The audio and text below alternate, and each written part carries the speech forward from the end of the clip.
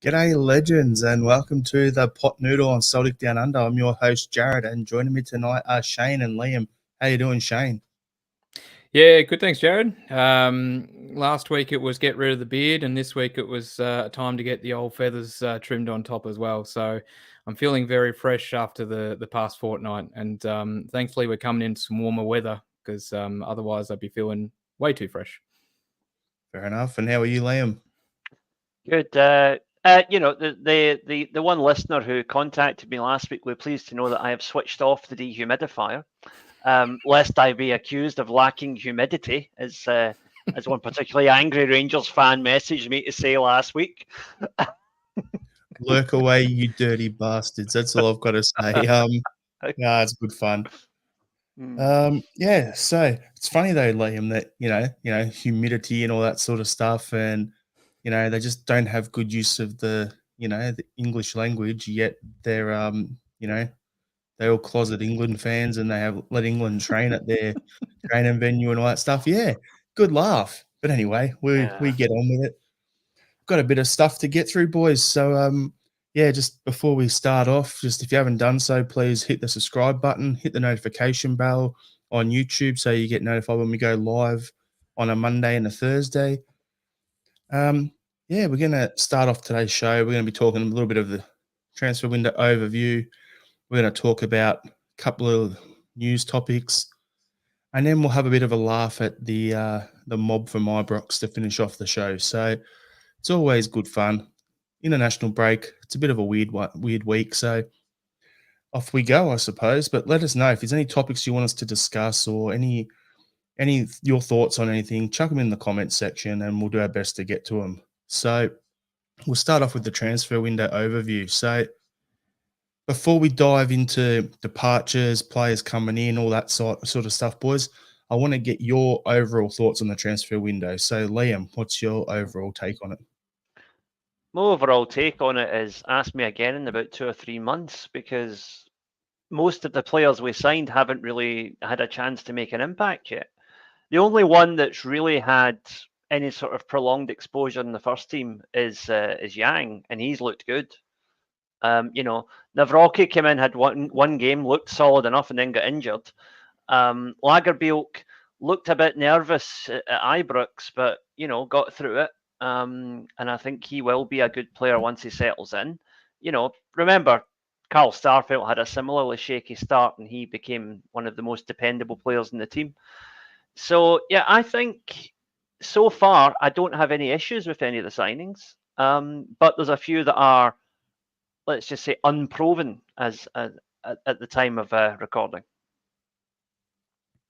Before we go to you, Shane, I'll just bring up a few of the comments here as well that we've got. So, Michael Ross, straight at it, all capitals. We needed a left back. Pete McGee's one is my take. Transfers in 8, injuries 9. That's about it. And Andrew Glare, good window. Hopefully Rogers plays a few occasionally, a wider included. So that's the usual stuff there. What's your overall take, Shane? Yeah, I'm probably more on I'm sort of in agreement with Liam in a sense that I think that we've made a few signings that we just really don't know just how well they're going to fit in or how much they're going to contribute to us just yet, and so I agree with the whole, check in again in a few months' time. I'd even branch that out and say we've made a couple of signings that I think, we will see the best of, not even this season, but next season and beyond. But the point that you brought up in the comments is where I take a little bit more of a negative turn. I still think there's gaps in our squad or areas that we needed to improve that we didn't end up improving. Left back's one of them. We obviously mooted goalkeeper for quite a while there. We were talking about other parts of, potentially a number 6 or even a European quality striker. And we didn't bring any of those in. So I would say overall, I think I'm sort of landing smack bang in the middle. I think we've brought in some good players. I think we brought in some good young players. And I think, and I'm confident, a number of them will develop into important first-team players either later this season or beyond. But in terms of the here and now and what we need for our this season, I think we'll be okay in the Premier League. But for Champions League going forward, I'm not sure we've got what we needed to. And considering we were building from a position of strength, that is a little frustrating. So I'd say it's probably even. It's definitely not. I wouldn't say it's a great window or a good window. It could be when we look back on it in a few years' time. But I wouldn't say it's an awful window either. I think we've seen a lot worse. So I'm probably right smack bang in the middle, to be honest. Yeah, for me, I just look at it and go, you boys have ticked a lot of what I was going to say off my list there anyway. But yeah, it's one of them ones where domestically we're fine. I think our overall first team squad, our starting lineup, you take Jota out, you're slightly weaker. However, he was playing out of position anyway. So when Abada's playing, I don't think there was actually too much of a drop off. The biggest part for me is I like the fact that we've added a lot of, I keep talking about the conveyor belt. So get the guys starting, but they get their replacement in behind them ready to go. And I think we've done a lot of that. So as you're saying, Shane, guys that may not be first team stars this season, but next season, if we make a few more sales and so on, they'll be ready to step up and take it and run with it. So guys like that, I think it's the forward planning side of it's great, but that doesn't help us for the Champions League. So that's where my thing is. So Mahesh in the comments was no shot stopping keeper, no European level left back, crucial for Europe. So a fail for me. And Mickey Moynihan said left back and striker needed, in my opinion. We'll discuss the striker thing a bit later on in the pod. And then Andrew Galea said hard for players to bet in when we don't have a cohesive system. I think that's part of it as well, the overall. Pete McGee. To be serious, I think we need a goalkeeper to back up Hart plus at least one left back, possibly two, and another striker. We'll I reckon we'll be addressing the striker in January more than anything, unless there's a free agent out there that we just have to sign. But realistically, with the Asian Cup and everything, I think we'll be looking at another striker back then. So we'll figure it all out. But another thing from Mickey is we need to get a look at these two, Palmer and Bernardo, and also Phillips. I'll add to that. So there's been a lot of overall, chopping and changing and this sort of stuff. So, yeah, I think it's going to be an interesting one for us, to be honest with you. It's going to be good to see how the players develop. I don't think we've actually weakened it domestically, but yeah, it's going to be an interesting one. There's a comment here for you, Liam, from Michael Ross, Awada, or as I say in Japan. What does that say? Itai naze boku wa asondenai desu ka? Right. Why is he not playing? Basically, why is he not playing? Yeah. So that I really can't offer any input on that because there's not been anything in the Japanese press about it, and Iwata, like most Japanese players, is not one to rock the boat. So he's just keeping his head down and doing his best in training, which is what you would expect of a player like him. But at the same time, he'll have watched Japan gubbing Germany the other night, and they're playing Turkey tomorrow night, and he's probably sitting there thinking, "I wish I had a bit of that action," because Kyogo and Daisen are probably both going to play tomorrow because they didn't play on Saturday night. So, yeah, it's a difficult one for Iwata because he doesn't want to rock the boat with a new manager that's just came in, but at the same time he's thinking, well, how am I not getting a game? I'm as good as what's out there, and hopefully in time, particularly once we get into the Champions League and we have to rotate the squad a bit, I think that's when Iwata could come in and hopefully put on a few good shows in the Premier League, which would then hopefully lead to him being included in the European plans later on. Got a couple of other comments as well because I agree with that, Liam. We've got to see him, but it's got to be a pathway and a way to get him into the team. But another comment from Gone Yourself. When is Marco Tilio fit to play? Pete McGee responded, we need to see evidence that Tilio is actually real before we speculate about that. And then Michael Ross has responded saying Tilio will be fit in January 2025. I'd love to pile on and create some absolute headline off this that we could, get spread it through all the blogs and stuff. It'd be absolutely hilarious if we could come up with it. So let's make something up. Tilio's right leg is, 4 inches longer than his left leg, so that's why he's not playing. There we go. Let's see if anyone picks up something stupid like that. I've got news for you, Jared. I've looked at the HD pictures. That's no his leg. I hope he has more than a 4 inch. That's what I'm going to say. Hey, you said he was gifted. I didn't know that was what you meant, but anyway.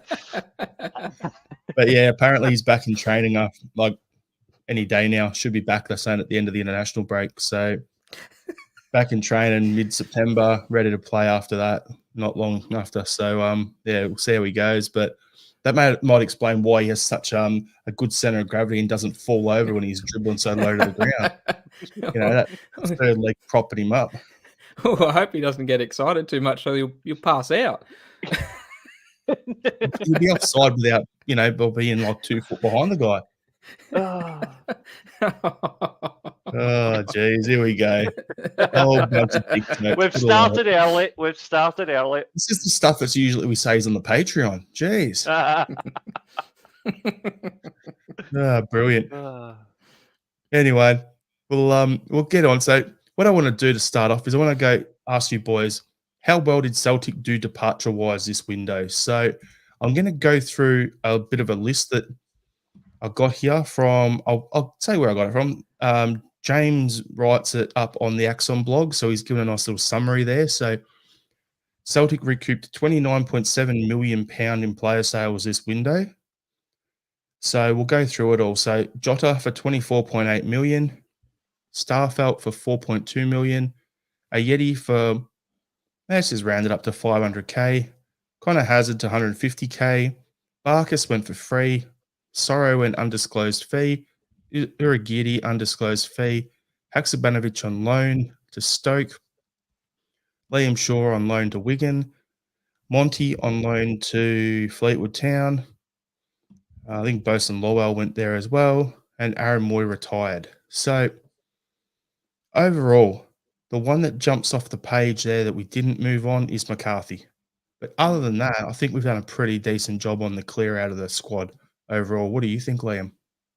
Yeah, like you say, McCarthy's the one, but I think he's going to be one of those, sort of if you think back to Bobo Balde in his final year at Celtic, he's just like, yeah, fine, put me in the reserves, whatever, I'll just sit back and take my wage. And which, as an employee with a contract, he's perfectly entitled to do that. It's unfortunate that we're not going to get any money for him, but it's just the way it is, and it's Celtic's own fault for offering a player of that age such a long contract. So really, we've kind of hung ourselves out to dry with that one. But yeah, that notwithstanding, I think it's a shame to lose Jota, but honestly, 25 million is more than I thought we would get for him.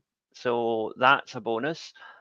The Starfelt one, as we know, is more of a compassionate one than anything else. And I do think that if we wanted to play hardball, we could have probably got a bit more money for him. But, for the sake of a couple of million quid, it's not really worth upsetting a guy who has given his all for the club in the time that he's been here. And he just wants to be with his missus. There's nothing wrong with that. I moved 500 miles across Japan to be with my missus, so I know exactly where he's coming from. Yeah, so that's fine. And the other ones are just either prospects that needed first team football, Lawal and Monte, or guys that just were frankly stinking out the place because they had no future here. Ajeti, Sorrow, etc. The frustrating thing is, though, that people like Barkas, Ajeti, probably Haksabanovic as well, are going to go somewhere else and be probably very good players, because sometimes you just get into a mindset, it's just not happening for you at a particular team. And I think they were all in that frame of mind at Celtic for whatever reasons. They never really got going, and they need to go somewhere else to kickstart their careers. And I fully expect them to do that because they're all quality players. So yeah, I agree with you, Jared. I think it's been an excellent clear out. And I think that it also means that come January, we can splash a wee bit of money if we have to, because by January as well, you're 6 months further away from the Jota deal. And people are maybe slightly, they don't remember as quickly. Oh, Celtic just banked 25 million quid, so that £3 million player is now a £10 million player. You know, that if you're 6 months removed from that, it's a bit easier to negotiate, I think. So just something I want to bring up here from Mahesh. He's made a comment. So Celtic wouldn't have got all the transfer money from Jota due to sell-on fee. I think we pocketed, it was like 17.2 or 19.2 million pound. It was one of those two figures. They got 30% of the profit, didn't they? Yeah. So I think it was 19.2 or something we pocketed overall, if my memory is right. But yeah, it was interesting. Andrew Galera's, I expect a few more to want out in January. Wouldn't surprise me as well. But I'm just going to bring up a couple of comments here about McCarthy. So Robert Gibson, McCarthy is a brilliant player at cards, dominoes, darts, and slobbering about like a jakey. And Pete McGee, McCarthy obviously has negatives of a Celtic board party that got a bit out of hand. You'd have to. So for me, like something that you said, Liam, about, you know, you give a player of that age a 5-year deal or 4-year deal or whatever it was. Yeah, like you look at clubs like Chelsea, and they're an absolute scum of a club sort of thing, right? Just their fans and all that. But their players turn 30 and it's 1-year extension, 1-year extension. That's all they'll offer a player. So the fact that we're given someone like McCarthy with his injury history a 4 or 5-year deal is absolutely ridiculous. But that was never an Ange signing. That's not definitely not a Brendan sort of signing, but apparently Hamilton Accies wanted him, but we weren't willing to, you know, pay him out so he could go there on a free. So that's why he's still at our club at the end of the day. But Shane, what's your thoughts? I think both you guys have hit the nail on the head, really. I think departure-wise, we've done pretty well. I think there's a few players on there that have finally departed that, you know, we were looking to get off the books for a little while, namely Barkas and Yeti. You know, also Irigidi as well. We were able to get him off the books, and I don't know exactly if we did get a fee or what the fee was, but that was still a decent bit of business as well. Obviously, like you said, the Jota one really stands out as a big loss and someone we haven't replaced, and you could argue the same for Starfelt as well. But overall, like I said, I like you guys summed up, I think we've gotten rid of a number of players that weren't going to be part of the first team and weren't really going to be on the fringes, and we're able to move them all out, which is good. McCarthy's the obvious one that didn't go. I think there would have been more. I think had we not had such an injury crisis at centre half and Starfelt leaving, I think very much Scales may have been out the door. I think there's obviously an argument that Kobayashi might have been going on loan as well. And the other one that crops up is Mikey Johnston. And, you know, I think Brendan sees a player in Mikey, but he was definitely on the edge of going out, but he got injured just at the start of the window or just before the window closed from memory. And I think that ruled out any club coming in to purchase him. So, yeah, look, had it not been for the injury situation, I think there would have been a few more departures as well. But overall, I don't think we can complain too much about that. Yep, 100%. Now, we'll get on to the next topic, which is what hidden gems in our squad will make the jump into bona fide first-team regulars this season.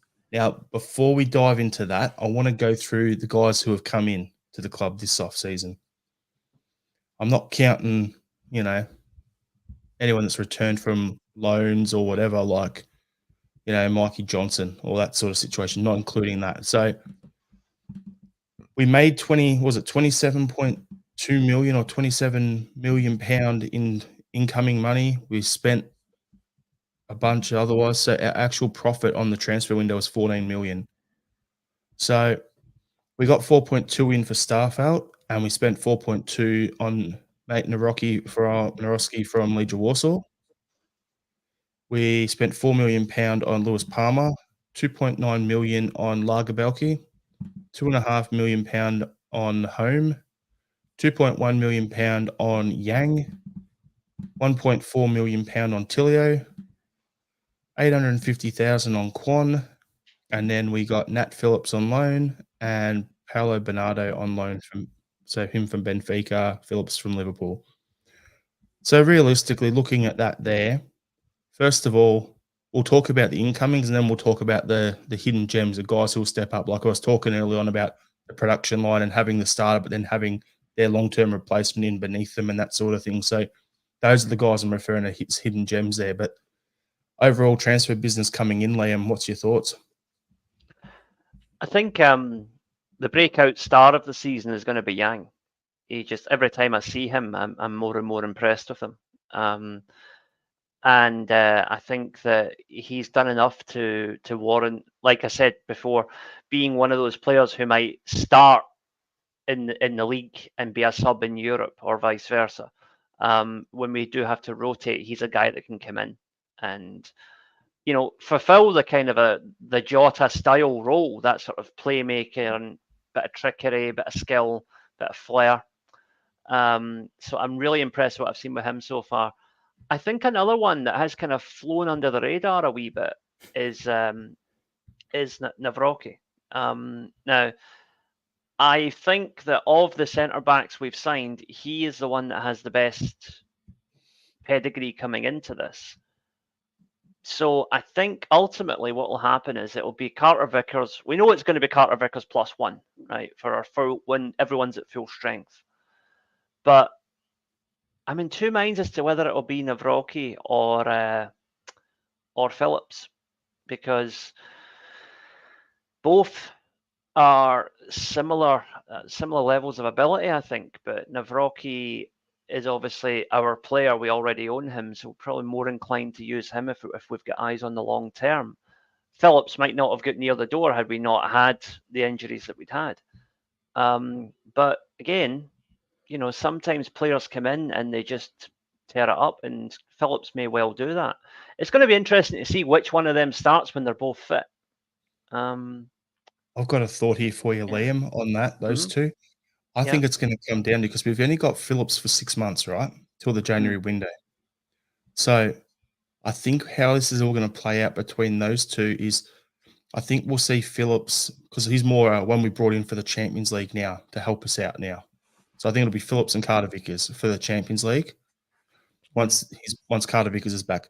But then, okay, after Christmas, are we in the Champions League? Are we in the Europa League? Or are we out of Europe? And if we're out of Europe, Phillips will probably go back to Liverpool. Why would you keep him on these big wages and that sort of stuff, right? When you can develop your own play you've already got and also get Lager bulky minutes in the league and all that sort of stuff, right? Develop our own players. If we're in the Champions League, you probably keep Nat Phillips and have him stick around. If you're in the Europa League, then it's the one where I can't tell who, and it'll be a tough one to make the decision on. But I think that's what it'll come down to in the centre-back pairing for me. But what do you reckon, Shane, on that before Liam can jump back onto what he was talking about? As in Phillips and the centre half pairing, Yeah. I think I think you've summed it up pretty well. But I would say if we finish third and make the Europa League, I'd say Phillips stays around. I think you've got to put or make a really good fist of this if we happen to finish third in our group, and we should still be looking at winning a knockout tie and progressing as far as we can. And to do that, we need a quality centre half pairing. There's still some great teams in the Europa League that we'd come up against, and we need our very best. So if he's going to be part of our best centre half pairing with CCV, I'd definitely keep him around. The only time he would go back is if we were out of Europe completely, because we wouldn't need him, in my humblest opinion, to win the league. So I agree wholeheartedly, but I'd say Europa League wouldn't be a 50-50 for me. I'd definitely still keep him around. And Liam, back to you for what you were saying before. Yeah, no, Shane's pretty much summed it up. I do think it is going to come down to the European campaign. I mean, you think about what happened with Moritz Jens last year. We were able to let him go because, one, we brought in Kobayashi, but also, on the other hand, we were not really looking at Europe anymore. So I think that we had the freedom to say, well, as Shane's just said, we still had enough in the tank to win the league, so we could afford to let Jens go. And a similar thing might happen with Phillips if we get to January and we're out of Europe. Hopefully that's not going to be the case. I think this group is tough, but definitely doable, especially if we can get everybody back fit as soon as possible. The question's going to be, though, if we do keep him beyond December, we need to have some sort of a loan to buy option. We need to know exactly how much Liverpool are going to want for him at the end of the season if we decide to keep him. If it's 7 or 8 million, that's reasonable. If it's like 14 to 20 million, you say, well, sorry, we're not paying that for a reserve player. I don't care what team he plays for. So, they'll need to be realistic about it. Apparently, some teams. Sorry, some teams were down in England. Some teams in England were trying to get him in, and they were told, they wanted like 10 million for him or something like that. So that was around the figure. But then, who knows? But then we've got a good point here from Andrew, which is we may get offers for Carter Vickers. So if that happens, then would Phillips end up replacing him? So yeah, I agree with you. We'd want to know, we loan him the rest of the season with an obligation to buy, or what the amount would be. Yeah, that's another unfortunate side effect of it that we do have to consider. It's the same with the midfield. We're overloaded with midfielders just now, but we may well lose one of Hatate or O'Reilly, at some point, maybe in January or maybe at the end of the season. So we need to be prepared for that. And that's that production line, Liam, that I talk about. Like, yeah, you look at it and go, okay, we've got Bernardo in. We have we have a future fee agreed for him already. So, and he's a number 10. So, Turnbull's out of contract at the end of the season. So, does he go? If he does, we pay the money, keep Bernardo. If you come to your centre backs, okay, if Carter Vickers is probably the next one in that group to go, then he departs. What do you do there? Do you sign up, keep Phillips for continuity's sake, have Phillips along with Lagerbalke and Naroski for next year, and you got Welsh on a new contract, and then you go again? How do you do this? So there's a whole bunch of different things there to play with, but we'll figure it all out, I'm sure enough. But yeah, point from Andrew Galea, we've got players in, we must start selling. That's what we're going to have to do. It's the whole, player trading model that we do so much better than the mob over at Ibrox. Difference is it'll be on our terms because we're not skint. Well, I think that's where this window, you can take a lot of positives from the players that we brought in from this window, is I think it fits this model to a T. Like, you look at the likes of Yang and Home coming in, even Palmer at 23, right? They're all relatively young players that are going to, some of them might jump up earlier than others, but they're going to be around the fringes. They're going to get their opportunities. They're going to stake their claim. And as we sell the players that are in front of them, it'll hopefully be at a time where they can just jump into the first team. As you're saying, Jared, that whole production line, from that perspective, in terms of the forward thinking and forward planning, this window looks really good for that. And I can see a number of those players making that transition from on the fringes right now to first team regulars coming up either later this season or next season. And then those who are ahead of them, we might sell on for a fee, and then we go again. And literally it's what we do over and over each transfer window. So with that being said, Shane, the next topic was, who will be the hidden gems in our squad that make that step up to be a bona fide first team regulars this season? Like, if we're looking at it, O'Reilly has been here for, a year and a half now? And in my opinion, he's our established number 10. Yep. More than likely, him, Hatate, and Carter Vickers, they'll be the three main ones that we'll start getting offers for in the next few years, along with maybe a Barter, right? So I'm leaving Kurger out because I don't want to break Liam's heart. But, those guys, they're the ones we've got to look at for the production line. So I look at it and go, okay, is Bernardo going to be one of those guys, the hidden gems, come in? We don't know much about him, but is he going to be the guy to step up? Maybe. You look in the midfield, I think Home is going to be one of those guys. By the end of the season, he will be a hit. Like, he's not really a hidden gem already. Seeing what he did at Ibrox, where he came on, and you see what Turnbull did and then what he did, and he was great tactically, defensively, and then also popped up in the right parts on the pitch when we're in attack. So I think Home is going to be one of those hidden gems. We paid 2.1 million for him, I think it was, that I said early on. 2.5 million. That's going to be a bargain. So yep. he's one for me straight away. He's going to be a hidden gem. Yang's going to be a hidden gem, especially if Abada's starting and Yang's the understudy there. Then Yang's going to be one that is the next guy up to step up. If we sell Abada, bang, Yang's ready to step straight in and go for it. It's the same with Tilio. I'm calling it now. Liam called it with Maeda. I'm calling it with Tilio. He is going to be a weapon for us once we get him fit. He's not going to hit the ground running straight away though. He'll get in. He'll train. He's going to have to beat out Maeda, Abada, and Yang in front of him. But once he gets a chance, there's a player there, and he's one that by the end of the season he'll be ready to make that step up as well. For me, so Liam, who's your hidden gem? Right, I'm going to go out on a limb here. I'm going to say Kwon. I think he has just not been talked about at all. But I saw some footage of him when he was in Korea, and the boy's a player. He's much physically tougher than the average Korean or the average Asian player, based on what your preconceived notions of Asian players are. He will fly into tackles. I'd love to see him unleashed in a game against the Huns, because he would pass Cantwell around like currency. Honestly, it would be, and Cantwell would probably enjoy it. But anyway, I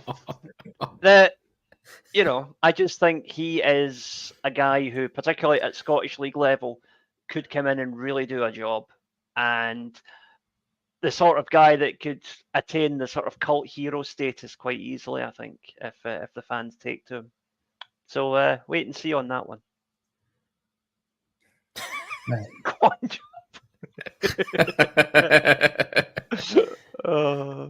And Shane, who's your hidden gem?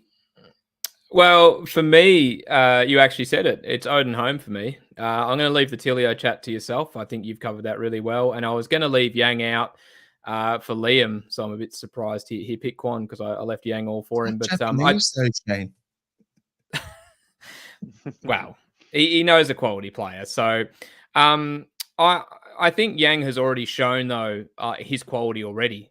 Like, he's almost at the level where he's at the first team now, to be honest with you. I've been super impressed by him so far. I think he's been fantastic, and I look forward to seeing him grow. He's definitely one that's already there. But the one that I think will get there by the end of the season is Odin Home. I've been really impressed with him so far. He looks quality on the ball. He looks strong on the ball, can pick a pass.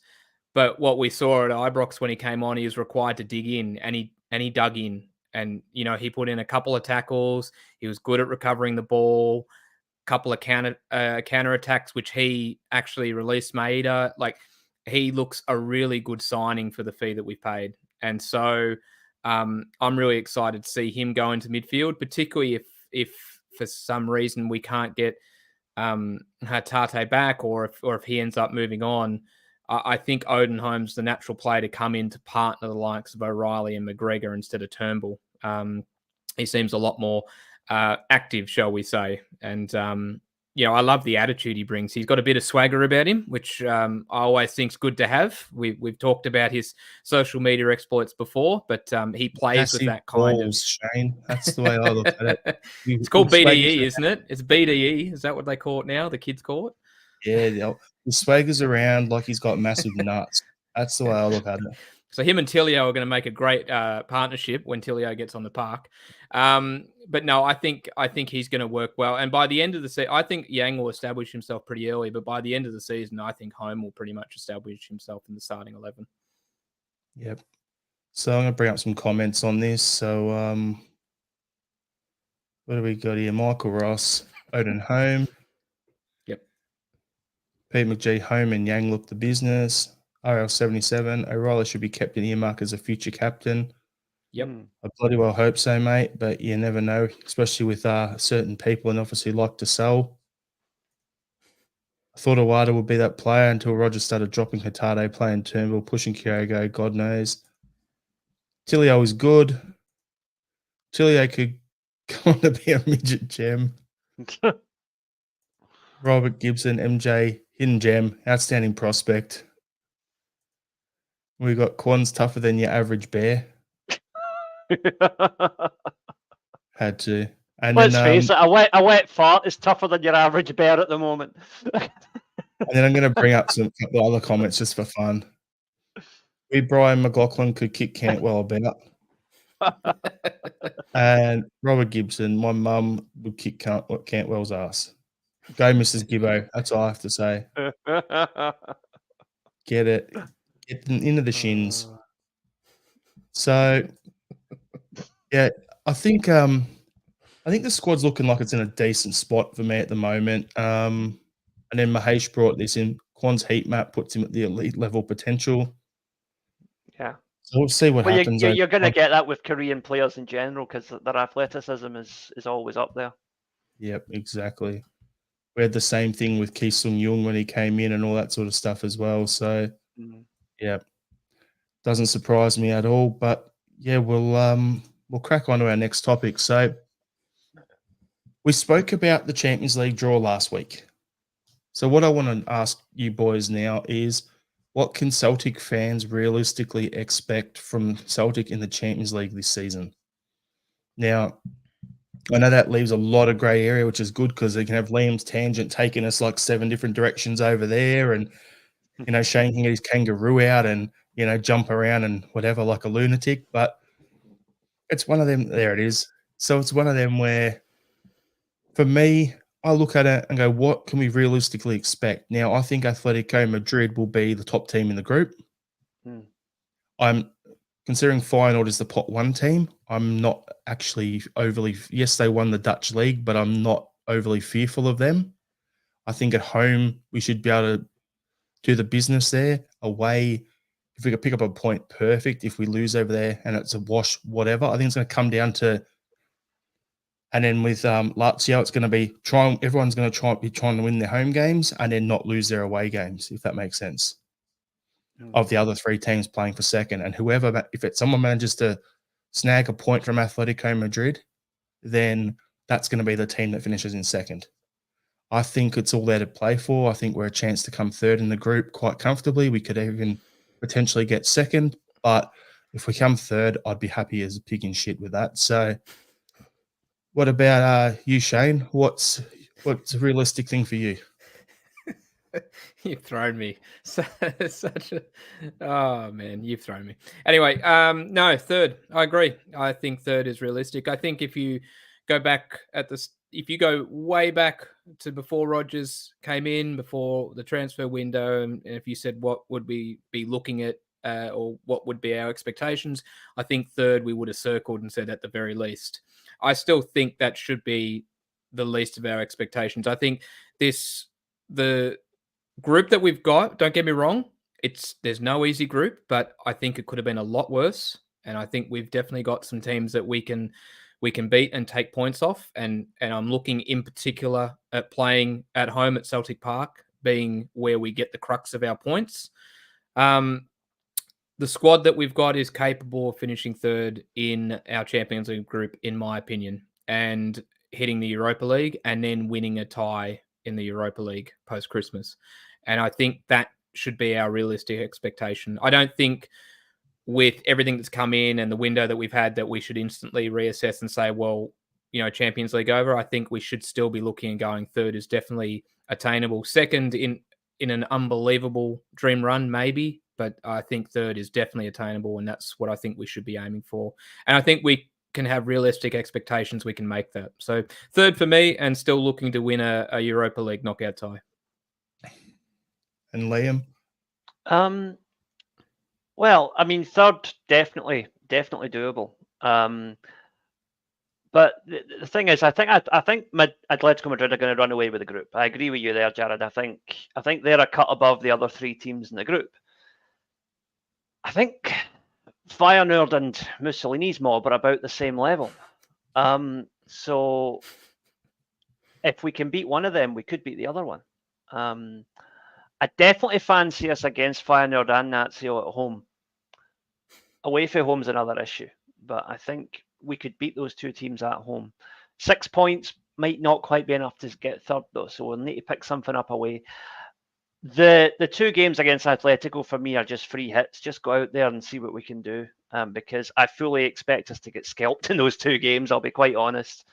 But the other two teams are definitely at home, certainly beatable. Away, well, we did it in Rome not so long ago, and Feyenoord again, tough but doable. Yeah, I really think I think third place is realistic, and I don't think second place is that far ahead of it, because, as I said, I think Atletico Madrid are a cut above the other two, but I think we are possibly about the same level. So it's going to be a shootout between the other three teams, and we've got as good a shot as the others have. We'll just have to wait and see. Do you guys hear Griezmann's comments about their group at all? No. So I heard what he said about Celtic, the prick. Yeah.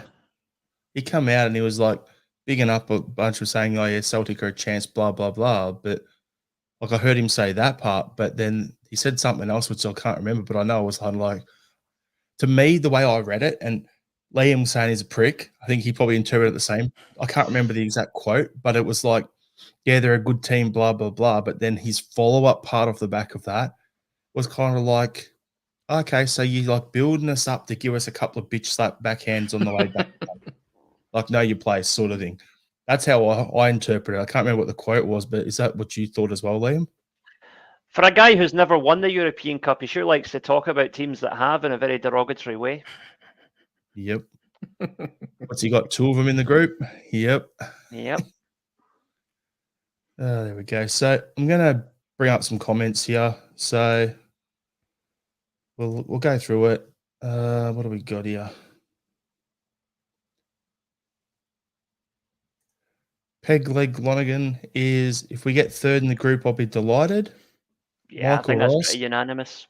third in the group.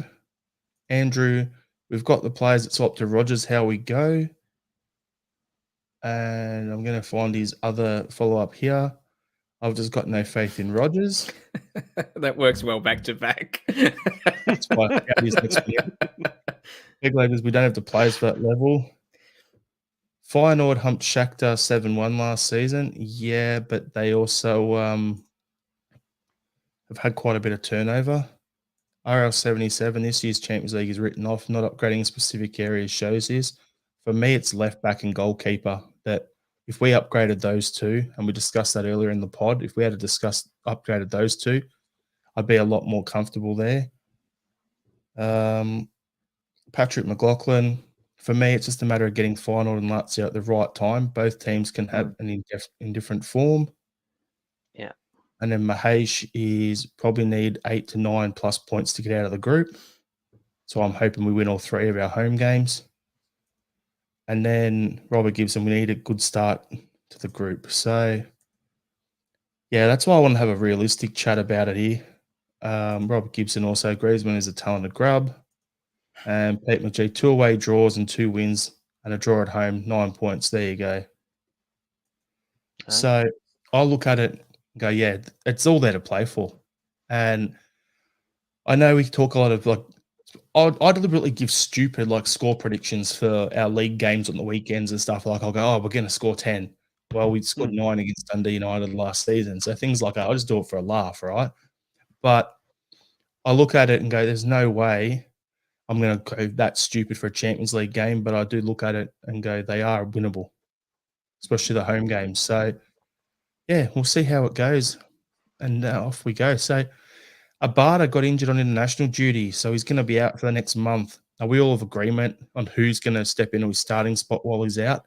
I think it's pretty obvious, especially in the comments early on in the pod as well, that it's going to be Yang. Is that what we're all thinking? Yep. Yeah, and that's his chance to establish himself and really give the manager something to think about once Abada's back and fit. Yep, 100%, Liam. Yep. So we think it'll be Yang replacing him, which is good. Yeah. Who else do we have that can play on the right? Tilio can play on the right, but I still think once he's back, he's better playing on the left, coming back in on his right foot. And next option after that is, does Rocco Vada get a call up? Well, you get James Forrest as well. I was going to say, or do we called up Jamesy? What were you going to say, Liam? No, I was just going to say, as long as we don't play Maeda out there again, that'll be all right. Last thing we need is any more of the Green Brigade getting concussions. The other option's Palmer, as Michael's saying here. The other option is Palmer. I thought Palmer was a left winger or a 10. He's a left winger, but I think he's a right-footed left winger, unless I'm mistaken. So he's like Tilo then. Yeah, exactly. So you could put either of them on the right wing. Exactly, yeah. Oh, well, there we go. There's two options, Yang or Palmer. Who's it going to be? Let us know in the comments. If you're in Brendan's chair, who would you be picking? Let us know in the comments. Now for a funny thing. After the Masters comp on the weekend where the pitch got ripped up at one point and all that sort of dramas, there's a story I saw today. Gary Hooper thinks he could still score goals for Celtic as an impact sub off the bench. He's about to turn 36 years old. All the talk is we do need another striker. He's a free agent. What do you think, Shane? Sorry, Super, not for me. Look, he's had a wonderful career, and he's obviously kicked on a fair bit post-Celtic, including a stint down here at Wellington, or not down here in Australia, but across the ditch in New Zealand. 2 stints at Wellington. Jeez, I'd forgotten the second stint. And then he went to the Indian Super League, and I don't know where he is at the moment. I think Gulf United and a few other things. I was looking at it earlier. So he's kicked on, and he's still playing at a relatively high level. But look, there's obviously been a lot of chatter about us needing another striker, but this isn't what we need, in my opinion. We're either needing that European quality striker to help our Champions League ambitions, or we're looking at bringing in another player that fits the player trading model, which is bringing in a younger quality player that we can build up and play, a second fiddle to Kyogo or just underneath O, and then build them up and get them in the production line. So, no, not for me. I know there's been talk about having a super sub. I think Willie used to mention Jamie Vardy or Jamie Vardy-esque kind of sub, having him up sleeve. Look, don't get me wrong. I think there's value there. But for me, it's probably a no.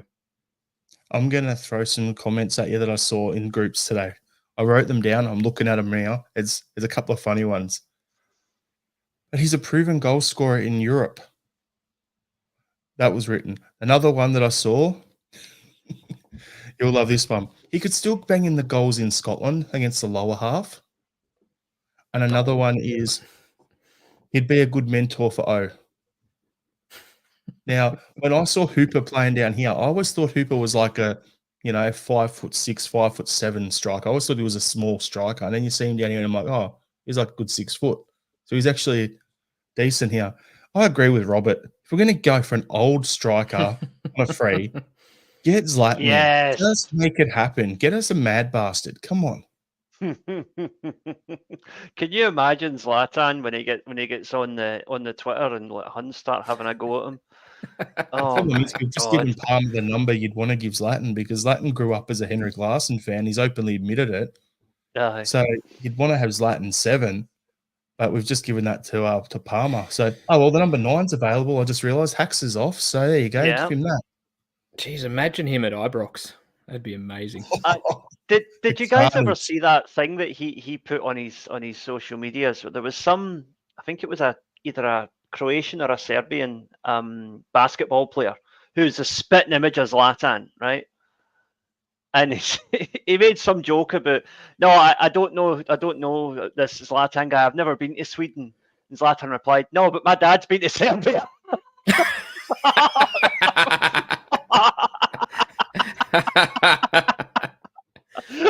The best story I heard was when he signed with it's been put everywhere, was when he signed for was it LA when he went over there, and LeBron James, who's playing for the Lakers, sends him a Lakers James jersey, his match form on it. So Zlatan signed it and sent it back to him.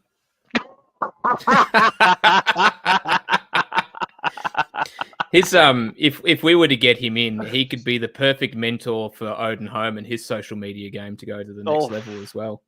and he'd be a great mentor for O to learn how to use the elbows and angles, and because we all like O likes to get out there and just like clatter people, so it'd be a perfect one for him to learn from. You know, there you go. There's a funny one for us to start. Get it out there in the blogs. You know, Celtic Down Under, get Zlatan in. There we go. Michael Ross, I love Zlatan, who played for us. I have his biography out there on my bookcase, and it's the most awkward read ever because he wrote it in Swedish, and then it just got like Google translated or whatever by the production company, and they printed it.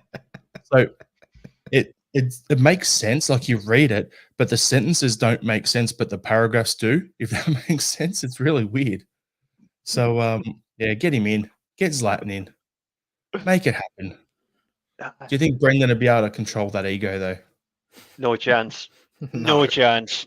In fact, having those two egos in the same building might create a singularity that will destroy the universe. So we better be careful, you know. Let's look at it this way, Liam. If Sir Alex Ferguson and Roy Keane could survive alongside each other for so many years, I think Zlatan and Brendan could survive for 6 months to a year. I don't know if it's worth the risk. Yes. Anyway, next topic. I'm going to go to a comment here. Lord Flashart, what do you think of the new Hibs manager? Shane, Nick Montgomery has been appointed Hibs manager from Central Coast Mariners. I look at it and go, it's ridiculously cheap. I know that's a club that's skint and they're always after money. Having a 100,000 Australian dollar release clause in his contract, so £50,000 to get him over there, I think it's just a great appointment, in my opinion, in the growing link between the A-League, so Australian football and Scottish football. I think Montgomery is the exact sort of manager that Hibs need. They need someone who's going to come in, promote the youth, be attacking football, but when he plays against bigger attacking teams like us and Sevco, he'll sit back and look to counter. I think he'll do a great job over there. I think it's a great appointment. But what's your take as a fellow A-League lunatic over here? I wholeheartedly agree. You know, I'll answer this in two parts. I'll focus on Monty first and then what it means for Australian football. So, look, Monty's done a great job at Central Coast. He's been there. He's obviously there as a player for quite a while. And then around 2020 or 2019, he became essentially the head of their youth development squad. And then did such a great job there that when they were looking for a new manager a few years later, he was the next guy in line. Not only was he very successful pretty early on and, you know, plays an exciting brand of football and had everyone buy in, a lot of the players that he'd brought up through the youth ranks and developed, he brought into the first team squad and they prospered. And we've seen a number of them go overseas. The Quoll brothers are an example of that, right? So he's done an awesome job there, culminating in them winning the title last season. And, you know, Hibs for a long time, they're in a regional town in New South Wales, so not a big popularity, not a big city, but an area that loves their football. They don't have the best resources. They're not financially, you know, they're not full of a lot of money and stuff like that. They're the battlers. They're the quintessential battlers. They're everybody's second team. They're always got to fight for everything. And they've been in the doldrums for quite a while. He's done an awesome job of turning that club around and making that playing group successful and bringing success back to the Gosford region. And not only that, reading up on him, you know, he has a real emphasis on having the right people. So it's not just having quality players, it's about having quality individuals as well. And I'm looking forward to seeing what he does at Hibs, a club that I think should be aiming higher than what they necessarily achieve each season. They should be looking to finish third, finish fourth consistently. And I think he'll help them realize that dream and put the steps in place that need them to get there, while still playing an exciting brand of football and, you know, bringing in youth players as well. So, but from an Australian football point of view, and Jared, you and I are very familiar with this, for a long time, it felt like if you were, you know, as a player, it was different. But as a manager or as a coach or any kind of administrative role, if you were Australian, it did feel like your passport really didn't contribute to you having any success or decent opportunities, particularly in Europe. You know, it felt like Australian coaches were kind of looked down upon, and it was like, well, you've coached in the A-League or you've managed in the A-League or you're Australian, therefore, well, you know, you're probably not at the same level. And what we're now seeing, post Ange and Ange's success is that, clubs overseas, particularly in Europe now, are willing to look at Australian coaches, and not necessarily Australians, but those who've coached here and cut their managerial teeth in Australia. And it's really important because for a long time we've been shouting out saying, look, we're just as good as anyone else. Give us that chance. We know football. We can build successful teams. Just give us a go. Don't look at our passport and rule us out because of that. And we're starting to see that wheel turn. And I think it's exciting for the A-Leagues because obviously it's showing that if you are a quality player, but also not just a quality player, but also a quality manager or coach here, you will get given opportunities. And you could argue really it was sort of Japan, to be honest, that actually maybe was at the forefront of this, with Ange going to Japan. But I've forgotten the surname of the other chap, but there was another Australian manager, it's Klomovsky, I think, possibly, went over to Japan before Ange, and he's been there for a little while. So they were, they were the head of the curve, and they said it doesn't matter that they're Australian. I'm sure they can do well. And now we're starting to see European clubs come on board. So as an Australian football fan, as a passionate Australian football fan who loves football in this country and what people bring to it and, what they do for football in this country, it's really exciting to see someone like Nick Montgomery get a job at Hibs. So I couldn't be happier for him, couldn't be happier for them, and I look forward to seeing him bring them success. So off the back of that, Shane, I'm just going to do a little bit more of a dive for people here. So Australian coaches, they only really ever left Australia to go and coach in, say, your Hong Kongs, your Malaysias, and then the cream of the crop went to Japan. We had Eddie Krinkovic went there. We had Thompson went there as well way back in the day in like the 90s, 2000s, sort of. Eddie Thompson was there as well. And then there was nothing for years. And then Ange went, and then he did well there. Muscat's gone. Klomoski's gone there. And there's one other guy who was at, what's it called? Was at Newcastle's manager last year. I can't remember his name. Over here. Arthur Pappas. So you had a bunch of guys over, and Australian guys went to Japan and did some stuff there. Now, then you had guys like Kevin Muscat, Tony Popovich were trying to make that pathway into Europe. And then Ange finally broke that glass ceiling. So I'm looking at there going to see a guy coming in like Montgomery is the next of the new breed. There's a lot of good young players in the league. There's a lot of good young coaches over here. And it's good to see that pathway is now open. A lot of the players are going over and playing in Scotland since Brexit. It's opened up the regulations, made it a bit easier because it's not an EU country, so the players can get over there. Now to see a coach go over there like this is great. And on top of that, Montgomery's got that tie-in, is that he's one that we would call a Scozzy over here because, yes, he was born in Leeds, but he's a former Scotland youth international. He played like 2 or 3 youth international games for Scotland. Played at Sheffield United for almost 300 or something games, 130 odd games in the A-League for that. But then when he became a coach, as you said, Shane, he went into the youth academy and he developed those players to bring through. But then the smallest budget in the league, so his recruitment was on point with the guys he brought in from overseas on loan and whatever to fit around those young guys he was bringing through. So that's great for what Hibs is going to need. And then again, on top of that, Central Coast, I think it was 3 or 4 straight wooden spoons, last in the league, would have been relegated if we had that over here. Montgomery comes in, his first full season, finishes in 3rd. Second full season, wins the league. So they've got a good one. And I'm not jealous or anything. It's good to see, but I just look at it and go, Montgomery is one hell of a coach, and I hope he does well. We've got some comments here. So Andrew Galea, Montgomery will do a great job. Robert Gibson, Montgomery will do okay if given a chance to settle in. Hope he doesn't sell his house. They're a bit trigger happy. And then Monty might get the calls back with him. Well, I don't think he'll get the one that's Newcastle one because he was on loan Hearts last season. So that'll be an interesting turn of events if that actually happened.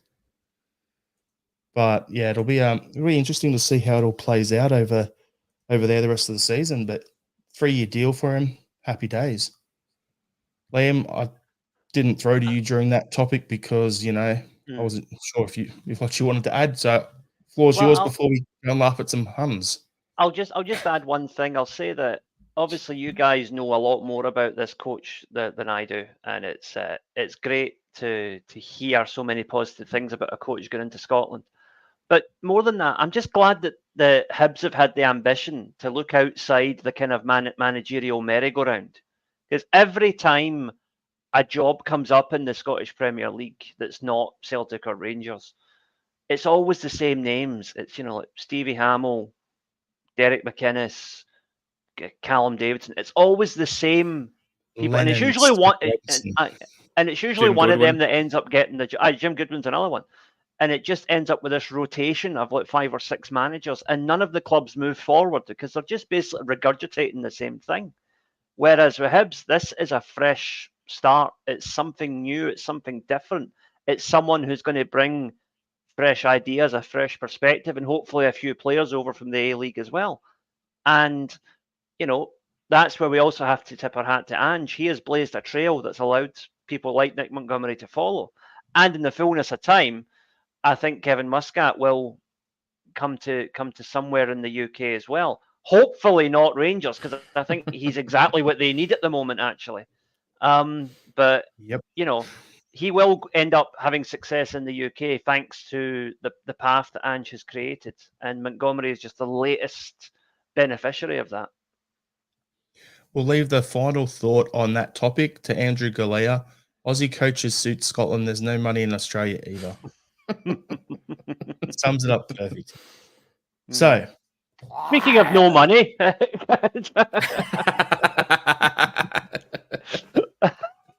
name of the pod, Sakamole. There's stories been floating around, that the Huns have sacked Michael Beale over the last couple of days.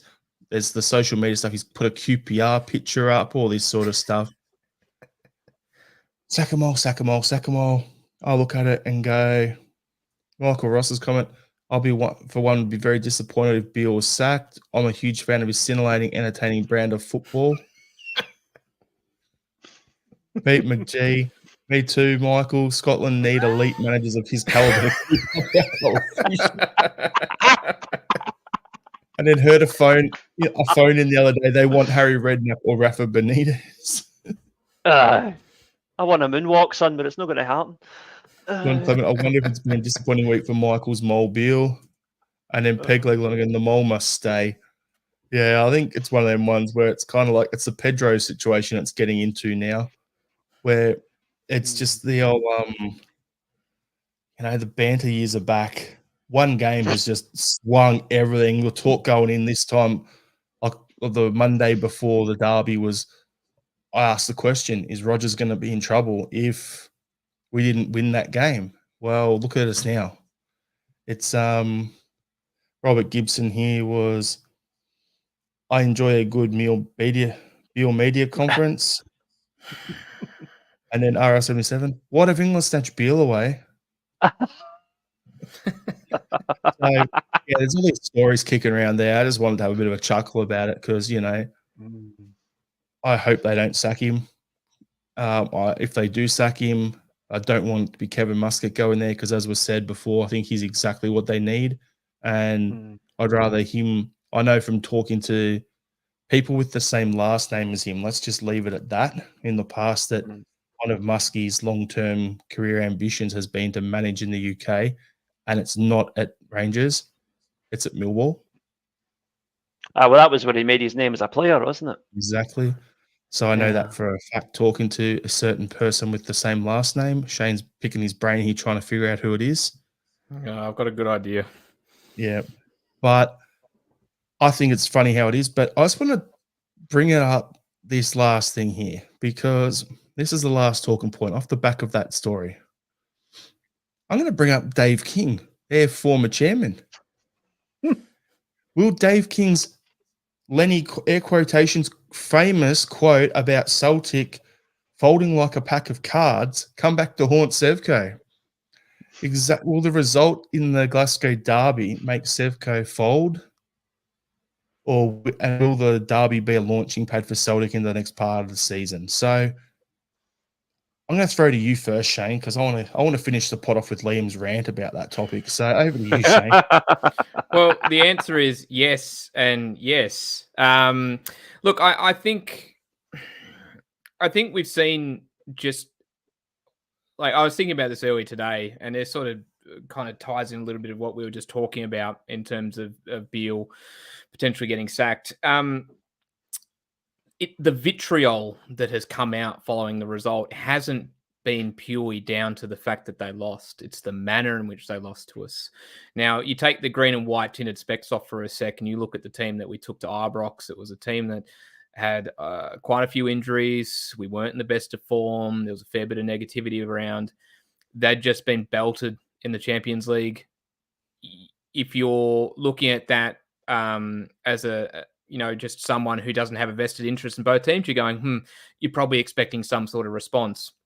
And for them to, in that first half, completely sit off us and let us dictate terms and not put us under any kind of pressure, that is what has led to this outpouring of vitriol and frustration and disappointment and everything in between. It's not the fact that they lost, it's the manner in which they lost.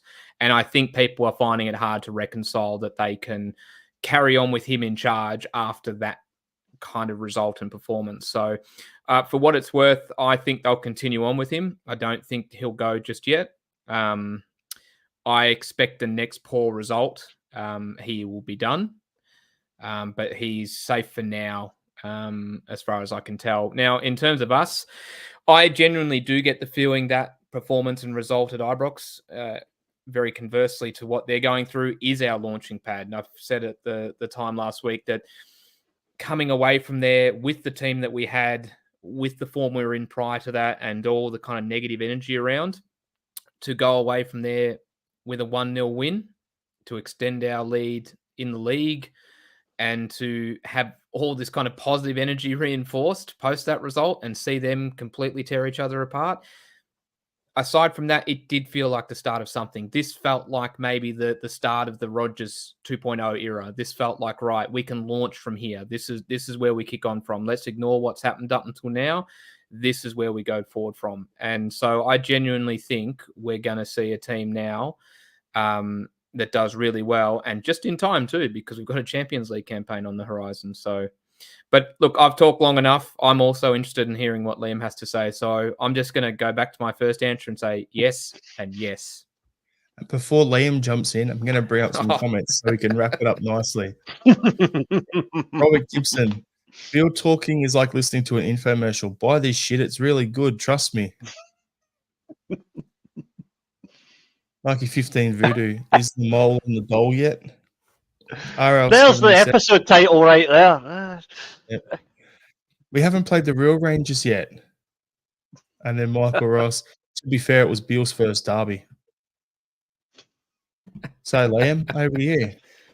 Well, look, first of all, just to respond to that comment, unless we've got a time machine, we'll never play the real Rangers. But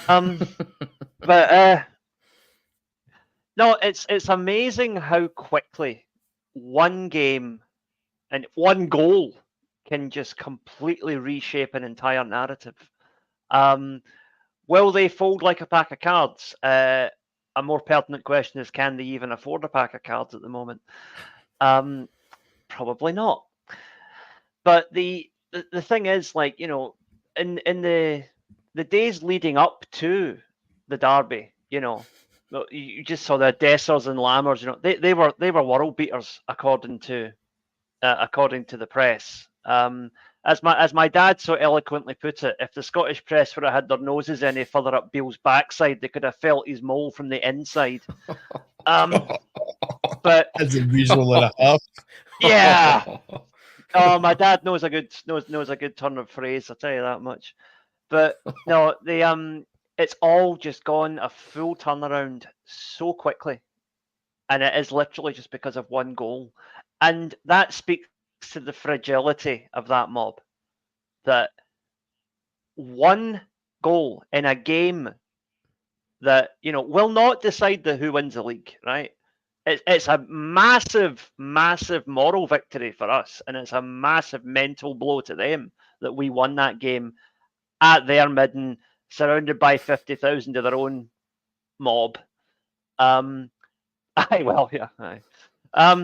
But you know, the thing is that it's only downhill from here for them because they cannot get any better, and we will get a lot better over the season when players come back, when new players bed in, when we strengthen in January. They're as good as they're going to get now, and they couldn't beat our second string. So that is, yeah, they've already folded. It's just a case of chucking the cards on the fire one by one now. The house of cards collapsed a long time ago. They're just waiting on somebody to throw it out and burn it. Yeah, they're done. They are, you know, they need to just what they should do, which they won't do because their own arrogance won't allow them to, is they should just say, okay, you know what, we're nowhere near Celtic right now.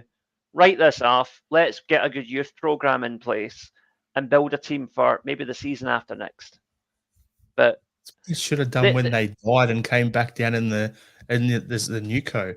But you know, they decided to go and spend stupid money on stupid players. But so they've made their bed, they can lay in it. Yeah, and they've clearly shat the bed a few times as well by the looks of it. But yeah, no, they're, like I said, they had their like you said, they had their chance to rebuild and genuinely come back and do it the right way. Like, as much as I don't like them as a club, like Hearts did. Hearts took it on the chin. They said sorry. They paid the money that needed to be paid. They rebuilt, and now they are arguably the third biggest team in Scotland. And you know, they earned a lot of grudging respect, I think, from quite a lot of Celtic fans for how them and their fans handled the whole administration situation, which was the polar opposite to how the mob at Ibrox handled it. So, you know, Hearts, sustainable model, Liam. That's what it was. Yeah, and the fans bought into it. You know, Tynecastle isn't the biggest stadium in the world, but they pretty much fill it most weeks. Whereas, to quote Paddy Power, if you go to Ibrox, your sons will be just like me, leaving in the 73rd minute. Although there was one friend of mine who said that he was at the game, but he waited until the 90th minute to beat the traffic.